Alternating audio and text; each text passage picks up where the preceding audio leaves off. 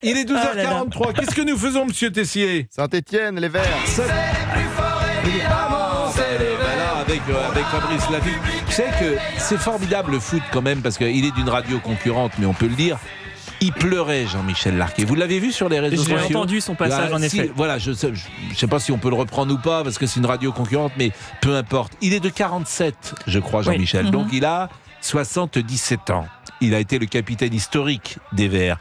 Et on voit le foot, combien ça te marque, parce qu'il a grandi à Saint-Étienne. Il est de Pau, mais il a grandi à Saint-Étienne. Il a été meilleur jeune footballeur. À l'époque, il y avait le concours des jeunes footballeurs. Bon, il a eu je ne sais combien de titres de champion, gagné la Coupe de France, etc. Et il pleurait. Et il pleurait comme Tom, j'ai envie de dire.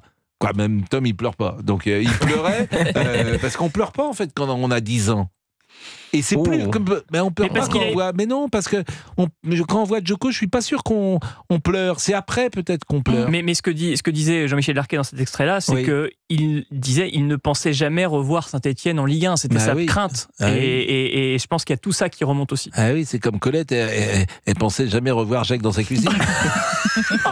C'est la même chose. Oh non, mais Finalement, il va revenir. Bon, mais les Verts, alors est-ce que les Verts... Alors les Verts ont été... Pauvre maman. C'est une spéciale En plus, Colette. elle vous adore, elle est fan de vous. Mais attends, mais nous... on est fan d'elle. Elle le prend très bien, elle le je prend vais vous très, dire, très bien. elle sait que je suis capable de dire Exactement. n'importe quoi pour faire rire Monsieur Boubouk. Donc Elle est voilà, prête à vous inviter manger d'ailleurs. Ah non, ça, on pouvait pas... On pourrait Vous faire... ratez quelque chose. On pourrait faire comme Giscard, s'inviter chez les Français. Oh. Alors, on dirait Ah oui, tiens. de temps en temps régulièrement avec les gens. Très formidable. Ouais, c'est collègue. On appelle ça l'auto-lancement. Celui-là, je suis parmentier. Le parmentier est très bon. Bon, est-ce que les verres ont été achetés? J'ai vu... Ça doit être annoncé cette semaine. Normalement, une reprise par un entrepreneur sérieux d'origine canadienne, si je ne dis pas de bêtises. C'est ça, un entrepreneur canadien qui a des franchises de sport outre-Manche et qui... outre-Atlantique même, et qui reprend le capital stéphanois et qui met beaucoup d'argent et qui souhaite même que Saint-Étienne soit européen d'ici 5 ans. Michel est là, Michel qui est, je crois, un soutien de Saint-Étienne. Bonjour Michel. Bonjour Pascal, ravi de vous parler. Bonjour à votre équipe, sympathique. Oui, c'est vrai. Vous habitez où? J'habite à Saint-Chamond, juste à côté de Saint-Étienne. À Saint-Chamond. Il y avait un homme très célèbre à Saint-Chamond. Alain Prost, le pilote automobile. Alors il y a Alain Prost et puis il y avait le président Pinet. Absolument. Voilà, qui a le franc Pinet, qui était le président du conseil, qui était ministre de l'économie, je ne sais plus. Bon, Saint-Chamond. Moi j'ai joué à Saint-Chamond, figurez-vous. J'ai fait un tournoi de Saint-Chamond dans les années 70 avec le FC Nantes. Il y avait un tournoi international à Saint-Chamond. Alors, j'ai eu la chance de vous croiser, moi, dans les vestiaires de la Saint-Étienne quand vous étiez journaliste sportif, il y a très très longtemps. J'étais habillé, rassurez-moi. Non, mais vous étiez, voilà, très affable. Bon, bah non, ça veut dire non. J'ai eu la chance de vous croiser dans les douches de Saint-Étienne. Vous vous souvenez, on a eu une aventure ensemble. Quand on se savonnait. Non,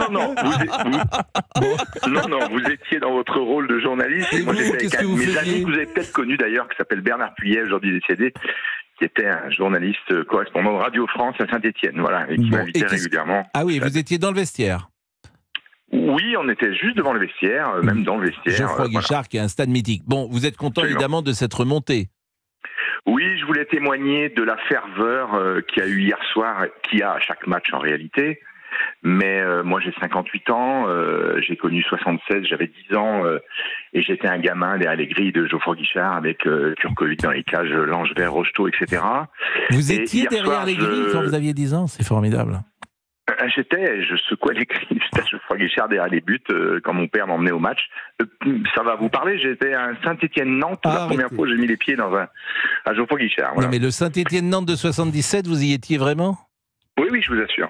J'ai demandé à Laurent Tessier, je ne sais pas s'il a retrouvé d'ailleurs une archive de 77, vous ne l'avez pas retrouvée, quand Saint-Étienne a gagné contre Nantes 5-1. Bon, est-ce que Saint-Étienne aura une belle équipe? Qu'est-ce que vous voulez me dire? Eh bien, Que écoutez, Michel était à l'aéroport de Saint-Étienne pour accueillir les joueurs hier soir. Ah oui, donc ça s'est mal passé visiblement.